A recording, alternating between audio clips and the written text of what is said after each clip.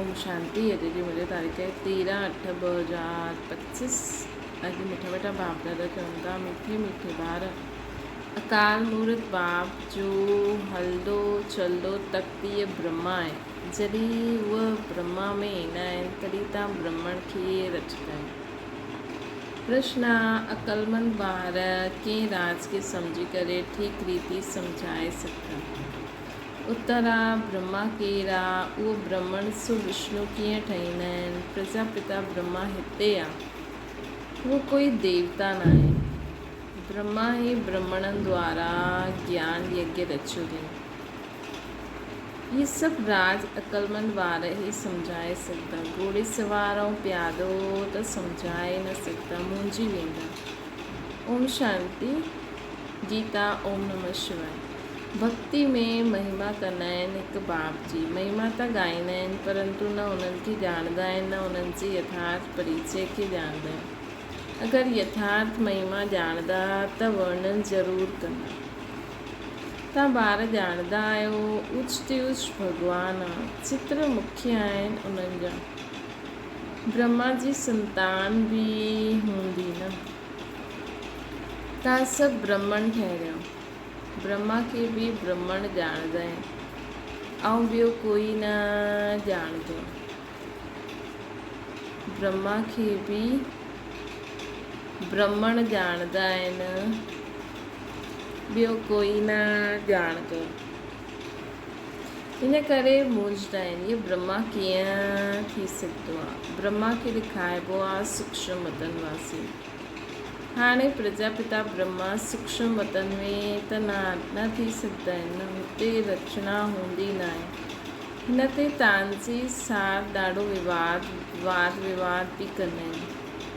सम्झाइणो खपे ब्रह्मा ऐं ब्रह्मण त सही आहिनि न।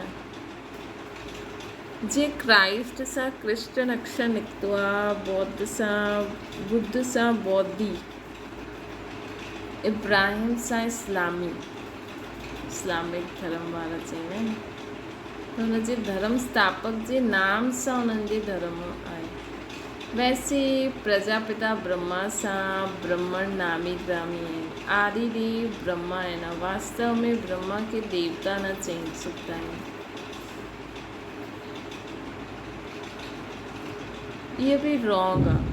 ब्रह्मण जो पंहिंजे खे कहलाईंदा आहिनि, उन्हनि सां पुछणो खपे ब्रह्मा किथां खां आहे, ये कंहिंजी रचना आहे। ब्रह्मण जो पंहिंजे खे कहलाईंदा आहिनि, उन्हनि खां पुछणो खपे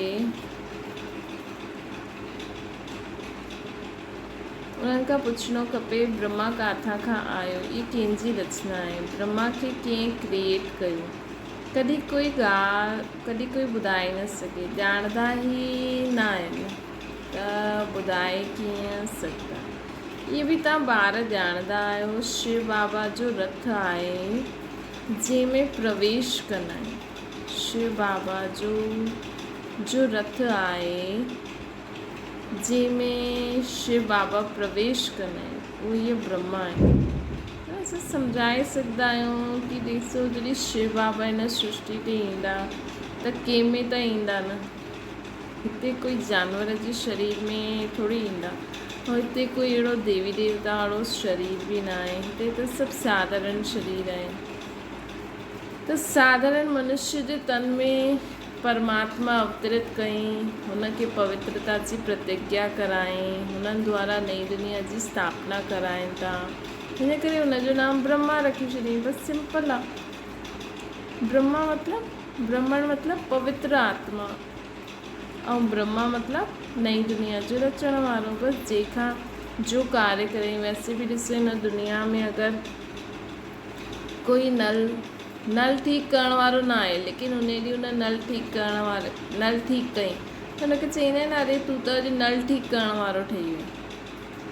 त ईअं ई आहे कि साधारण तन में जॾहिं शिव बाबा प्रवेश कयईं, उहो हुयो त साधारण मनुष्य, लेकिन उन्हनि द्वारा भॻवान नई दुनिया जी स्थापना कराई त हिन जो नाम ब्रह्मा रखी छॾियो। सिंपल आहे, है न। हीअं अॼु कोई अहिड़ो कमु करे त हुनखे चईंदा आहिनि न, तूं त प्राइम मिनिस्टर जहिड़ो कमु कयो थी। न त जीअं त हुनखे प्राइम मिनिस्टर मञणु लॻी वई कहिड़ी त असांजो प्राइम मिनिस्टर आहे, भले सोचंदी असांजे घर जो आहे, कॉलेज जो आहे न, त इन करे त ब्रह्मा बि हिकु अहिड़ी आत्मा आहे न जंहिं द्वारा भॻवान नई सृष्टि रची, त उहो इहा ई आहे। बाक़ी तव्हांखे जेके मञिणो आहे मञो, लेकिन असांजे लाइ त असली ब्रह्मा इहो ई आहे न। तॾहिं त गायन आहे हिन जी, जंहिंजो गायन हूंदो आहे उहो कॾहिं प्रैक्टिकल में त थियो हूंदो न, त उहो प्रैक्टिकल में इहो ई आहे। असांखे पंहिंजी सत्य ॻाल्हियुनि खे निर्भयता सां ऐं निर्माणता सां प्रूव करिणो आहे, चइणो आहे। बाबा चवंदा आहिनि न, हिकु बार अगरि कोई हीअं पुछे त हुननि जे कन में विझी त छॾो भई हीअं ॻाल्हि हीअं आहे, पोइ थोरनि ॾींहंनि खां पोइ या अंत में उन्हनि खे यादि ईंदो कि हा उन्हनि असांखे चयो हुयो। त बाबा अॼु असांखे चवनि था कि शिव बाबा जो रथ आहे जंहिंमें प्रवेश कंदा आहिनि हुनखे ब्रह्मा चवंदा आहिनि। इहा आहे ई उहा जो आत्मा श्री कृष्ण प्रिंस हुयो। 84 जन्मनि खां पोइ इहे ब्रह्मा अची करे ठहिया आहिनि। जनम पत्री जो नाम त हिननि जो पंहिंजो अलॻि हूंदो न, शुद्धि त आहे त मनुष्य, पोइ हिननि में प्रवेश करण सां हिननि जो नाम ब्रह्मा रखियो। इहे बि ॿार ॼाणंदा आहिनि, उहो ई ब्रह्मा फिर विष्णु रूप ठहींदो, नारायण ठहींदो। 84 जन्मनि जे अंत में साधारण रथ आहे न, ये शरीर सभु आत्माउनि जा रथ आहिनि। ये शरीर सभु आत्माउनि जा रथ आहिनि। अकाल मूर्त जो हलंदो चलंदो तख़्त आहे।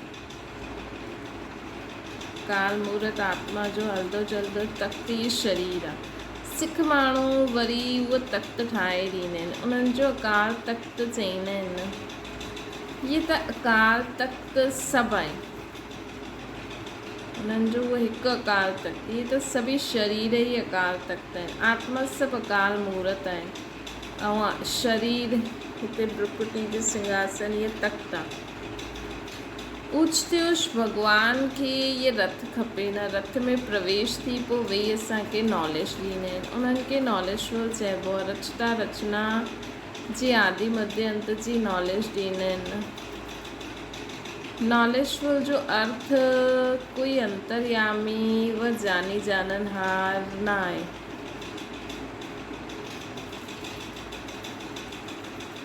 नॉलेजफुल जो अर्थ कोई अंतर्यामी या जानी जाननहार न आहे। सर्वव्यापी जो अर्थ ॿियो आहे, जानी जाननहार जो अर्थ ॿियो आहे। मनुष्य त सभिनि खे मिलाए करे जो ईंदा आहिनि सो चईंदा रहंदा आहिनि। हाणे तव्हां ॿार ॼाणंदा आहियो असां सभु ब्रह्मा जी औलाद आहियूं। असांजो कुल सभिनि खां ऊच आहे। उहे माण्हू देवताउनि खे ऊच रखंदा आहिनि। श्री सत्य गादी में देवता हुया। प्रजापिता ब्रह्मा जी औलाद ब्राह्मण हूंदा आहिनि। इहे कोई न ॼाणंदा आहिनि सवाइ तव्हां ॿारनि जे। उन्हनि खे पतो बि कीअं पए, जबकि ब्रह्मा खे सूक्ष्म मतनि में सम्झी वठंदा आहिनि। उहे जिस्मानी ब्राह्मण अलॻि आहिनि जो पूॼा कंदा आहिनि, धामो खाईंदा आहिनि। तव्हां त धामो आदि न खाईंदा आहियो। ब्रह्मा जो राज हाणे सुठी रीति सम्झाइणो पवंदो आहे। चओ ॿियो ॻाल्हियुनि खे छॾो, बाप जंहिंसां पवित्र पावन ठहिणो आहे, पहिरियों उन्हनि खे यादि करो, पोइ इहे ॻाल्हियूं बि सम्झी वेंदव। थोरी ॻाल्हि में संशय पइण सां बाप खे ई छॾे ॾींदो है न। त कंहिं ॻाल्हि में संशय अचे न, हुनखे साइड में रखी छॾो, हुनखे बाबा खे ॾेई छॾो। बाबा मूंखे इहा ॻाल्हि ठीकु नथी लॻे, या मूंखे इहा ॻाल्हि सम्झ में नथी अचे, या इहा ॻाल्हि कीअं, बसि ज़्यादा प्रश्न न करो, बाबा खे ॾेई छॾो बसि, हुन ते ध्यानु ई न ॾियो।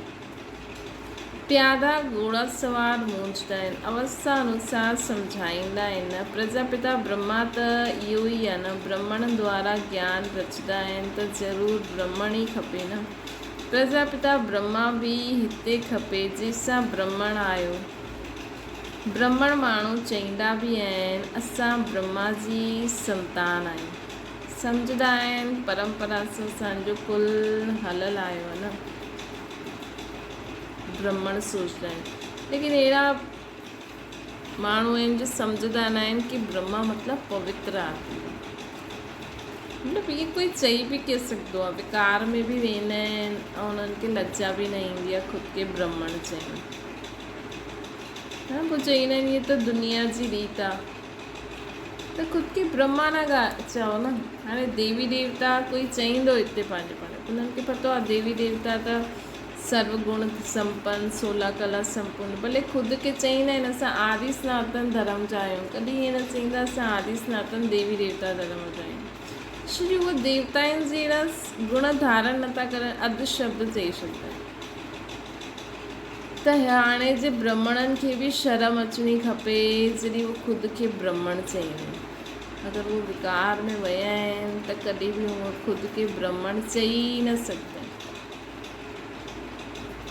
त बाबा असांखे चवनि था ब्राह्मण माण्हू चईंदा आहिनि ब्रह्मा जी असां संतान आहियूं, सम्झंदा आहिनि असांजो कुल परंपरा खां हलियलु आयो आहे, परंतु ब्रह्मा कॾहिं खां हुयो उहो पतो न आहे। हाणे तव्हां ब्राह्मण आहियो, ब्राह्मण उहा जो ब्रह्मा जी संतान आहिनि, उहा त बाप जे ऑक्यूपेशन खे ॼाणंदा ई न आहिनि।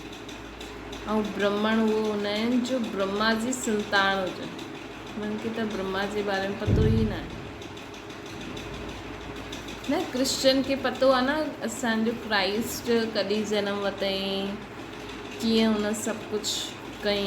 भारत में पहिरियों ब्राह्मण ई हूंदा आहिनि, ब्राह्मणनि जो आहे उच थी उच कुल हाणे जॾहिं खां शुरू थियो आहे उहो। ऐं ब्राह्मणनि जो पिता ब्राह्मण धर्म स्थापना करण वारो स्वयं शिव बाबा आहे। उहो ब्राह्मण बि सम्झंदा आहिनि असांजो कुल ज़रूरु ब्रह्मा सां निकितो हूंदो, परंतु कीअं कॾहिं उहो वर्णन न करे सघंदा आहिनि। तव्हां सम्झंदा आहियो प्रजापिता ब्रह्मा ई ब्राह्मणनि खे रचंदा आहिनि, जंहिं ब्राह्मणनि खे ई पोइ देवता ठहियो।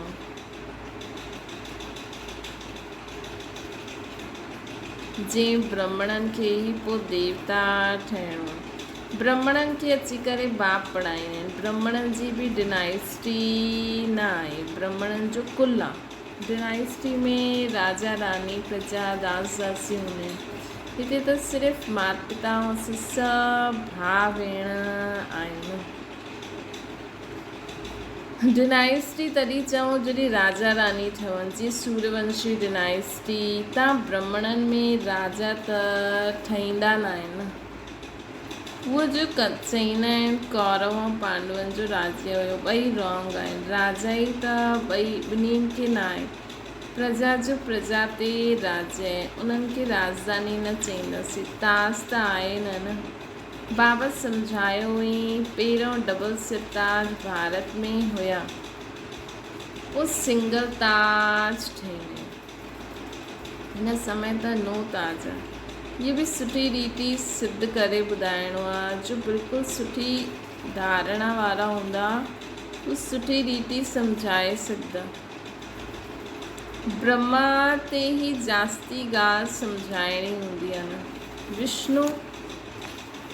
विष्णु खे बि न ॼाणंदा आहिनि, इहे बि सम्झाइणो हूंदो आहे। जबकि ब्रह्मा जी नाभि सां विष्णु ॾेखारींदा आहिनि, इहे बि सम्झाइणो खपे कि उहो ई ब्रह्मा पोइ विष्णु ठहींदो आहे। विष्णु अवतार लक्ष्मी नारायण, मतिलबु ब्रह्मा बाबा जी आत्मा कॾहिं लक्ष्मी बि ठहींदी, कॾहिं नारायण बि ठहींदी।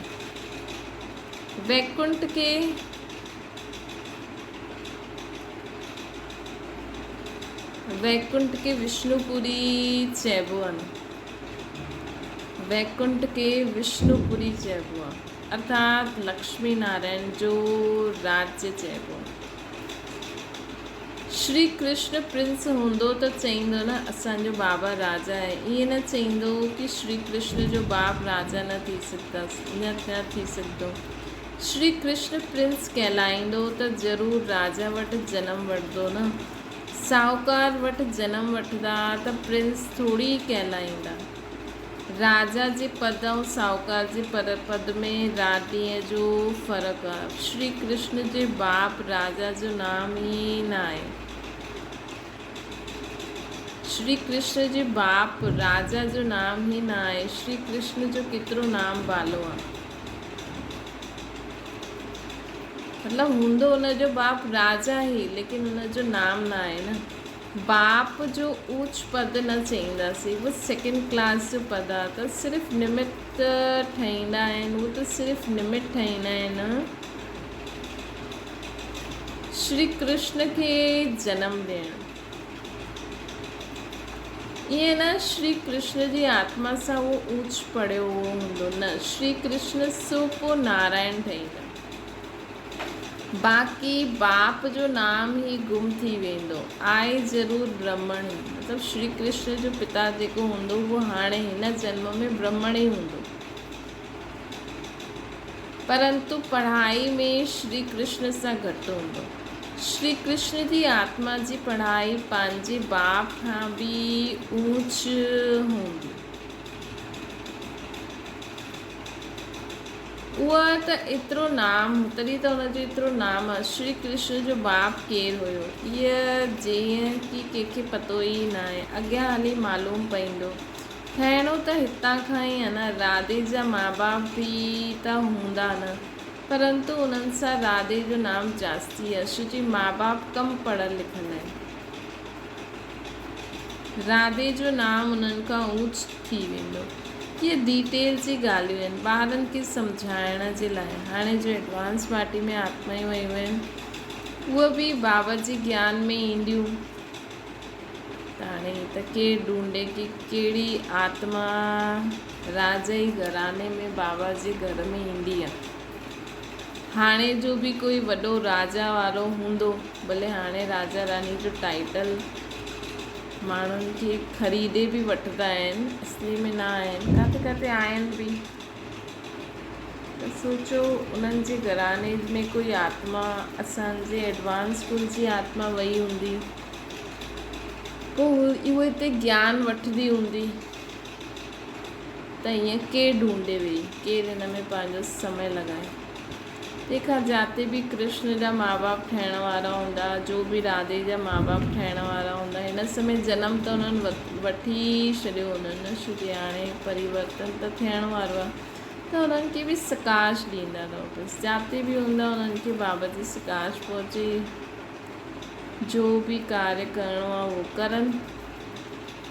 बाबा चवनि था कि इहे डिटेल जी ॻाल्हियूं ॿारनि खे सम्झाइण लाइ, सॼो मदार पढ़ाई ते आहे। ब्रह्मा ते बि सम्झाइण जो अक़ल खपे न।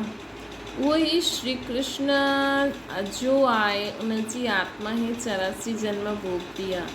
तव्हां ई 84 जन्म वठंदा आहियो, सभु इकट्ठा त न ईंदा न। जो पढ़ाई में पहिरियों हूंदा, हुते बि उहो पहिरियों ईंदा। नंबरवार त ईंदा आहिनि। इहे वॾी महीन ॻाल्हियूं आहिनि, कम बुद्धि वारा त धारण करे न सघनि। नंबरवार वेंदा आहिनि, तव्हां ट्रांसफर थींदा आहियो नंबरवार। केतिरी वॾी क्यू आहे जो पिछाड़ी में ईंदी। नंबरवार पंहिंजे स्थान ते वञी करे निवास कंदा। मथे सभिनि जो स्थान ठहियलु आहे न। इहो ॾाढो वंडरफुल खेल आहे, परंतु कोई सम्झंदा न आहिनि। इनखे चइबो आहे काटनि जो जंगल। हिते हिक ॿिए खे दुख ॾींदा रहंदा आहिनि। हुते त नेचुरल सुख आहे, हिते आहे आर्टिफिशियल सुख। रियल सुख हिकु बाप ई ॾियण वारो आहे न। रियल सुख हिकु बाप ई ॾियण वारो आहे। हिते त आहे कागविष्टा जे समान सुख। रियल सुख असांखे हिकु बाप ई ॾींदा, शिव बाबा। हिते त आहे कागविष्टा समान सुख।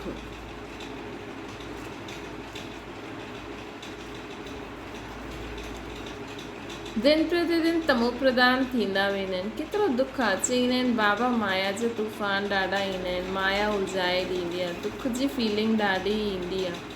दुखधाम बाप जे ॿार ठही करे बि अगरि दुख जी फीलिंग ईंदी त बाप चईंदा ॿार इहे तव्हांजो वॾो कर्म भोग आहे। जॾहिं बाप मिलियो त दुख जी फीलिंग न अचणी खपे। जो पुराणा कर्म भोग आहिनि उन्हनि खे योग बल सां चुक्तो करो। अगरि योग बल न हूंदो त मोचरा खाई करे चुक्तो करिणो पवंदो। मोचरा ऐं मानी त सुठो न आहे न। सजा खाई करे पद पाइणु सुठो न आहे। पुरुषार्थ करिणो खपे, न त पोइ ट्रिब्यूनल वेंदी। प्रजा त देर आहिनि। इहे त ड्रामा अनुसार सभु कर्म गर्भ जेल में ॾाढियूं सजायूं खाईंदा आहिनि। आत्मायूं भटकदी बि ॾाढियूं आहिनि। कोई आत्मा ॾाढी नुक़सान कंदी आहे। जॾहिं कोई में अशुद्ध आत्मा जो प्रवेश थींदो आहे त केतिरो हैरान थींदा आहिनि। नई दुनिया में इहे सभु ॻाल्हियूं हूंदियूं न आहिनि। हाणे तव्हां पुरुषार्थ कंदा आहियो असां नई दुनिया में अचूं। हुते वञी करे नया महल ठाहिणा पवंदा। राजाउनि वटि जनम वठंदा आहियूं जीअं श्री कृष्ण जन्म वठंदा आहिनि। परंतु एतिरा महल आदि सभु पहिरों खां थोरी हूंदा।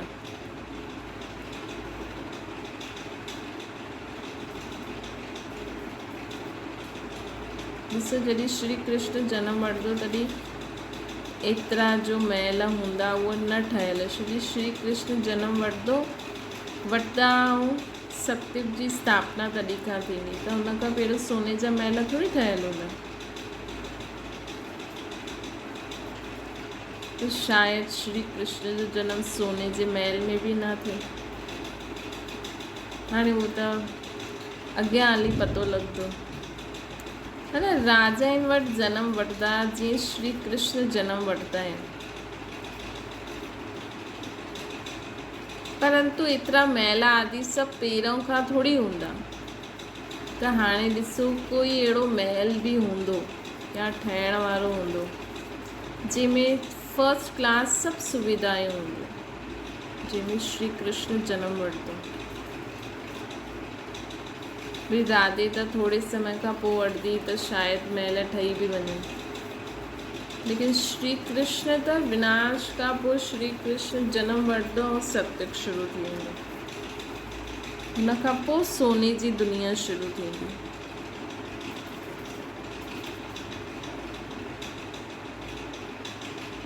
परंतु एतिरा महल आदि सभु पहिरों खां थोरी हूंदा, उहे त पोइ ठाहिणा पवनि।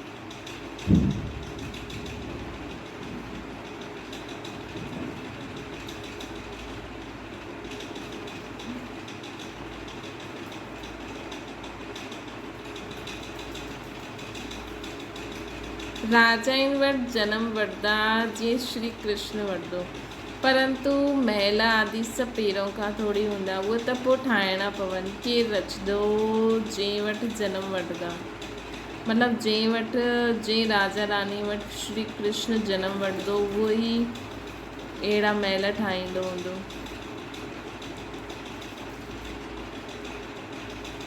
ॻायल बि आहे न, राजाउनि वटि जनम वठंदो। छा थींदो आहे सो त अॻियां हली ॾिसंदासीं। हाणे थोरी बाबा ॿुधाईंदा, उहो त पोइ आर्टिफिशियल नाटक थी वेंदो।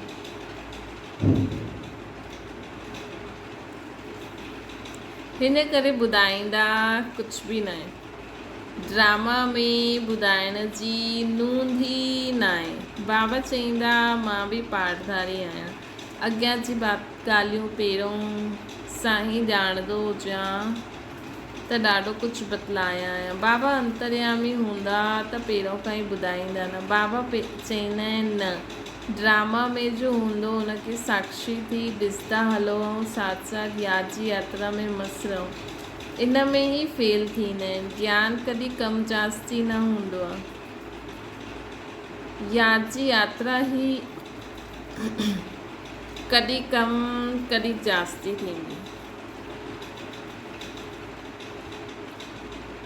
ज्ञान त जो मिलियो आहे सो ई हूंदो न।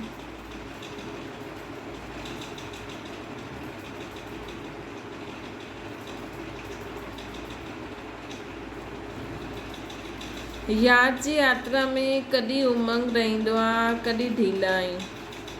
हेठि मथे यात्रा थींदी रहंदी आहे।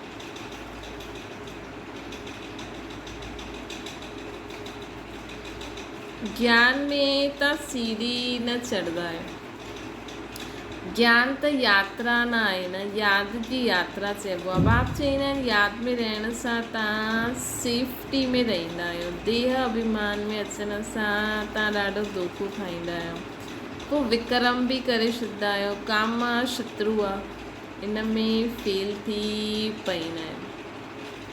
क्रोध आदि बि बाबा एतिरी ॻाल्हि न कंदा आहिनि क्रोध जी। ज्ञान सां या त सेकेंड में जीवन मुक्ति या पोइ चईंदा सागर में स्याही ठाहे छॾियो त बि पूरो न थिए। इहा त सिर्फ़ु चईंदा आहिनि अलफ़ की यादि करो। यादि करिणो कंहिंखे चइबो आहे इहे थोरी ॼाणंदा आहिनि। चईंदा आहिनि कलयुग में असांखे सतयुग, चईंदा आहिनि कलयुग सां असांखे सतयुग में वठी हलो। पुराणी दुनिया में दुख आहे। ॾिसंदा आहिनि बरसाति में केतिरा मकान किरंदा आहिनि, केतिरा डूबी वेंदा आहिनि। बरसाति आदि इहे नेचुरल क्लाइमिटीज़ बि हूंदी, इहे सभु अचानक थींदो ई रहंदो आहे। बरसाति आदि नेचुरल क्लाइमिटीज़। कुंभकर्ण जी नींद में सुम्ही पए जीअं त विनाश जे समय जागदा पोइ छा करे सघंदा, मरी वेंदा। धरती बि ज़ोर सां हिलंदी, तूफ़ान बरसाति आदि सभु थींदो। धरती बि ज़ोर सां हिलंदी, तूफ़ान आदि सभु ईंदो। बॉम्ब्स बि फेंकदा आहिनि न। हाणे सभु रिहर्सल हले ई थो, ॾिसो ई था काथे धरती थी हिले, काथे तूफ़ान बरसाति, सभु घरनि खे पाणी कीअं ख़तमु थो करे छॾे, काथे बॉम्ब्स था फिटी करनि। परंतु हिते एडिशन आहे सिविल वॉर जो। भारत में सिविल वॉर मतिलबु सभु हिक ॿिए खे मारे छॾंदा। ॾिसो था न गला कीअं कटनि था, कीअं गला कटनि था, कीअं कंहिंजी दुश्मनी आहे भई हणेसि गोली, हणेसि चाकू, कंहिंखे परवाह आहे अॼुकल्ह। हिते मारामारी थींदी, हिकु ॿ ते केस कंदा रहंदा आहिनि। सो लड़दा बि ज़रूरु, सभु निधन जा आहिनि। असां त धणी जा ठहिया आहियूं न, कोई लड़ाई आदि तव्हांखे न करणी आहे। ब्रह्मण थियण सां तव्हां धणी जा थी वेंदा। धणी बाप खे या पति खे चइबो आहे न, शिव बाबा खे चइबो आहे पतियुनि जो पति। सगाई थी वेंदी आहे त पोइ चईंदा आहिनि न असां अहिड़े पति सां गॾु कॾहिं मिलंदासीं। आत्मा चईंदी आहे शिव बाबा असां तव्हां सां सगाई कई आहे न।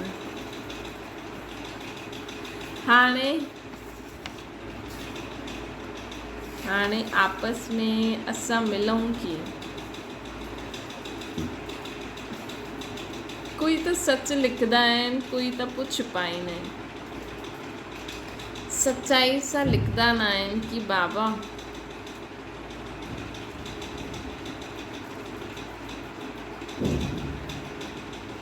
चईंदा आहिनि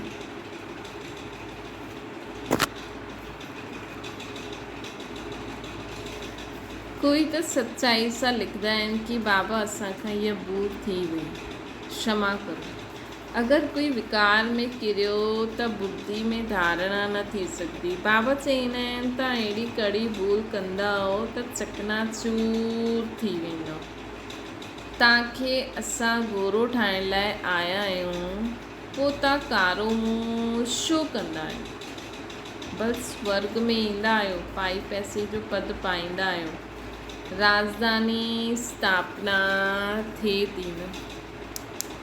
कोई त हार खाई करे जन्मांतर कंहिंजो पद भ्रष्ट थी वेंदो है न। इन करे कॾहिं बि थोरो बि कुझु थिए न त तुरंत बाबा खे यादि करे बाबा खे ॿुधाए छॾियो, ताकी कंहिंजे लाइ कोई फीलिंग बि अचे थी, कोई संकल्प बि अचे थो त बाबा खे ॿुधाए छॾियो बाबा हिन आत्मा खे ॾिसंदे हुए मूंखे ईअं फीलिंग थी अचे, ईअं संकल्प थी अचे, हीअं करा। कोई बि हिकदमि बाबा सां हिकदमि साफ़ सुथरो रहंदव त बाबा जी मदद बि मिलंदी त असां बची सघंदासीं। न त अगरि बाबा सां ई शर्माईंदव, बाबा सां ई छुपाईंदव त पोइ बाबा कीअं मदद करे सघंदा। बाबा चवंदा आहिनि पोइ भल पद स्वर्ग में त ईंदव, छो जो एॾो ज्ञान जो वरितो आहे त स्वर्ग में त ईंदव, लेकिन पद पाई पैसे जो पाईंदव। राजधानी स्थापना थिए थी, कोई त हार खाए करे जन त पद भ्रष्ट थी वेंदो आहे। चवंदा आहिनि बाबा सां तव्हां इहो पद पाइण आया आहियो, बाबा एतिरो ऊच, बाप एतिरो ऊच ठहिया ऐं असां ॿार पोइ प्रजा थोरी ठाहींदासीं। चवंदा आहिनि ॿार ईअं, बाप गद्दी ते हुजे ऐं ॿार दासासी ठहनि, केतिरी लज्जा जी ॻाल्हि आहे न। हिन करे बाबा सां हमेशह सभु कुझु सत्संग ॿुधाइणो खपे। पिछाड़ी में तव्हांखे सभु साक्षात्कार थींदो, केरु केरु छा छा ठहींदो, पोइ ॾाढो पछताईंदव। नाहे कहिड़ो कयो, सन्यासी बि ब्रह्मचार्य में रहंदा आहिनि त विकार में सभु उन्हनि जो मथो, विकारी सभु उन्हनि जे अॻियां मथो टेकंदा आहिनि। पवित्रता जो मान आहे न, कंहिंजी तक़दीर में न त बाप अची करे पढ़ाईंदा, पोइ बि गफ़लत कंदा रहंदा आहिनि, यादि ई न कंदा आहिनि, ॾाढा विक्रम ठही वेंदा आहिनि। कम से कम इहे त ॾियो असांखां नथो पुॼे, असां नथा करे सघूं त हुन हिसाब सां ई हलो, ज़्यादा प्रॉमिसिस न करो न। बाबा जे अॻियां बि हथु खड़ो करे वठंदा आहिनि, उहो त चलो हिमत सां कंदा आहिनि, लेकिन अगरि कॾहिं कॾहिं कंहिंजी इच्छा ई न हूंदी आहे न, उहो सोचंदो आहे की असां सभु कीअं बि बसि हलो ज्ञान में, त पोइ कंहिंजे जीवन में विघ्न न विझो, तव्हां पंहिंजो कमु कंदा हलो, ॿिए खे ॾिसो ई न, तव्हांखे जो करिणो आहे अची वेंदो, की सज़ा न मिलंदी। न त हिते अगरि ग़लती कई न त 100 गुणा सज़ा मिलंदी। तव्हां ॿारनि ते हाणे बृहस्पति जी दशा आहे, सभिनि खां ऊच दशा ॿियो कोई न हूंदी आहे। दशायूं चकर लॻाईंदी रहंदियूं आहिनि, तव्हां ॿारनि ते है न। असां ते हाणे बृहस्पति जी दशा आहे, पोइ अॻियां बेबी युग में ॿी दशा। अच्छा, मीठी मीठी सिटी लॻे ॿारनि प्रति माता पिता बाप दादा जो यादि प्यार ऐं गुड मॉर्निंग। रूहानी बाप जी सभिनि रूहानी ॿारनि खे नमस्ते। असांजी बि रूहानी माता पिता बाप दादा खे यादि प्यार गुड मॉर्निंग ऐं नमस्ते। धारणा जे लाइ मुख्य सार, हिन ड्रामा जी हर सीन खे साक्षी थी ॾिसणो आहे ऐं हिकु बाप जी यादि में मस्तु रहणो आहे। यादि जी यात्रा में कॾहिं उमंग कट न थिए। ॿियो आहे पढ़ाई में कॾहिं गफ़लत न करणी आहे। पंहिंजी ऊच तक़दीर ठाहिण लाइ पवित्र ज़रूरु ठहिणो आहे। पढ़ाई में कॾहिं गफ़लत न करणी आहे। पंहिंजी ऊच तक़दीर ठाहिण लाइ पवित्र ज़रूरु रहणो है न। पवित्रता के पालन नंबर 1 थियण लाइ पंहिंजो हर संकल्प सभु कुझु चेक करे बाबा खे ॿुधाईंदा वञो। हार खाई करे जन जन्मांतर जे लाइ पद भ्रष्ट न करणो। वरदाना सच्ची सेवा द्वारा अविनाशी पद, अविनाशी अलौकिक ख़ुशी जे सागर में लहराइण वारा ख़ुशि नसीब ठहूं। जो ॿार सेवाउनि में बाप दादा ऐं निमित ठहियल वॾनि जे स्नेह जी दुआयूं प्राप्त कंदा आहिनि, उन्हनि जे अंदरि सां अलौकिक आत्मिक ख़ुशी जो उन्हनि खे अनुभव थींदो रहंदो। मतिलबु जेके दुआयूं मिलंदी रहंदियूं न, उहे आंतरिक ख़ुशि रहंदियूं। वो सेवायूं द्वारा आंतरिक ख़ुशी, रूहानी मौज, बेहद जी प्राप्ति जो अनुभव कंदे हुए सदा ख़ुशी जे सागर में लहराईंदा रहंदा। वो सेवाउनि द्वारा आंतरिक ख़ुशी, रूहानी मौज, बेहद जी प्राप्ति।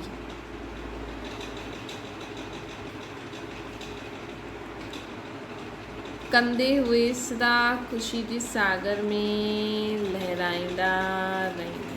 तो चेक करो असांखे आंतरिक ख़ुशी रहंदी आहे, अंदर आत्मा सदा ख़ुशि रहे कि हो मूंखे शिव बाबा मिलिए, रूहानी मौज में रहे, मतलब आत्मिक मौज मस्ती ज्ञान रतन सां खेॾंदा रहो। बेहद जी प्राप्ति, स्वर्ग जी दुनिया जी प्राप्ति जो अनुभव कंदे सदा ख़ुशी जे सागर में लहराईंदा रहे। तॾहिं सम्झो कि असां ब्राह्मण परिवार में ठीक रीति हलूं था, है ना। सच्ची सेवा सर्व जो स्नेह, सच्ची सेवा सर्व जो स्नेह, सर्व द्वारा अविनाशी सम्मान और ख़ुशी जी दुआयूं प्राप्त थियण जी ख़ुशि नसीबी जे श्रेष्ठ भाग्य जो अनुभव कराईंदी आहे। सच्ची सेवा सर्व जो स्नेह, सर्व द्वारा अविनाशी सम्मान, ख़ुशी जी दुआयूं प्राप्त थियण ही ख़ुशि नसीबी जे श्रेष्ठ भाग्य जो अनुभव कराईंदी आहे।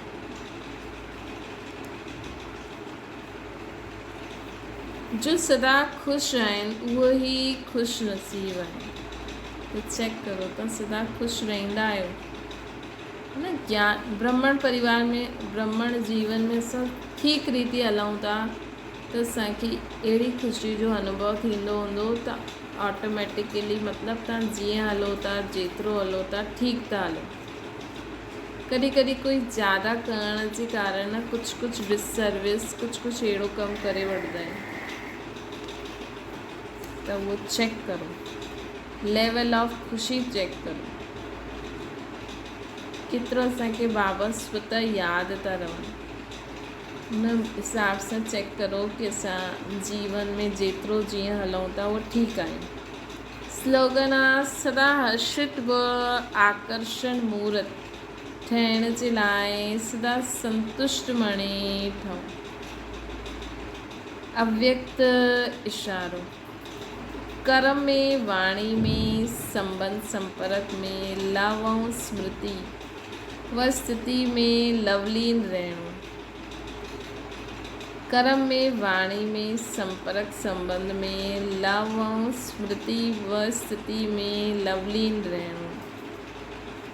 बाबा जे प्यार में, स्मृति व स्थिति में लवलीन रहणो। जो जेतिरो लवली हूंदो न वो ओतिरो ही लवलीन रही सघंदो। जो जेतिरो लवली हूंदो वो ओतिरो ही लवलीन रही सघंदो। त बाबा सां लव रखण लाइ पहिरियों असांखे बि त लवली ठहिणो पवंदो न, है न। बाबा सां मिठी मिठी ॻाल्हियूं करो, है न। त कर्म, वाणी, संपर्क संबंध में लव ऐं स्मृति, बाबा जी भी स्मृति रहे ऐं आत्मिक प्रेम भी रहे, लवलीन रहणो। जो जेतिरो लवलीन हूंदो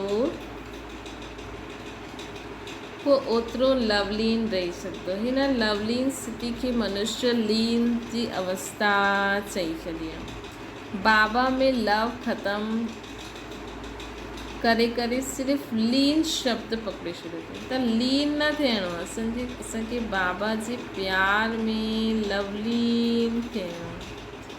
बाबा इन जे लाइ न जो बाबा असांखे ॻाल्हियूं ॿुधाईंदा आहिनि न, मुरली छा आहे, बाबा जी ॻाल्हियूं उन्हनि खे स्मृति में कंदा, मनन चिंतन कंदा रहो, बाबा सां ॻाल्हियूं कंदा रहो, संबंध जुटंदो, संबंध सां यादि करो, बाबा सां रोह रियान करो, तॾहिं त बाबा सां प्यार थींदो।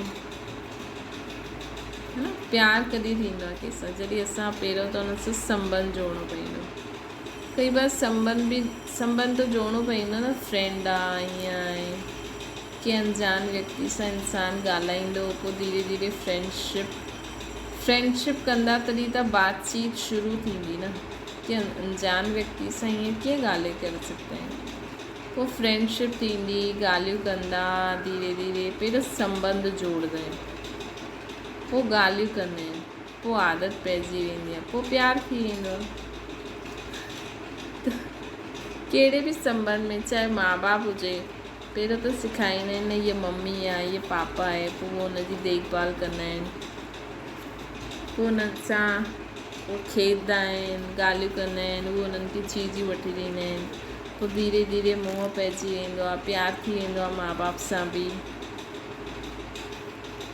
त ईअं ई आहे, त पहिरियों संबंध जोड़ो, पोइ बाबा सां ॻाल्हियूं करो, पोइ बाबा जे प्यार में सदा लीन थियणु मतिलबु उहे जीअं ॻाल्हाईंदा आहिनि, जीअं सोचंदा आहिनि, जीअं कंदा आहिनि, उहे बि असां कंदा रहंदासीं, कंहिंजे प्यार में पोइ उहो कंदा रहंदा न, त उहो लव में लीन थी वेंदा।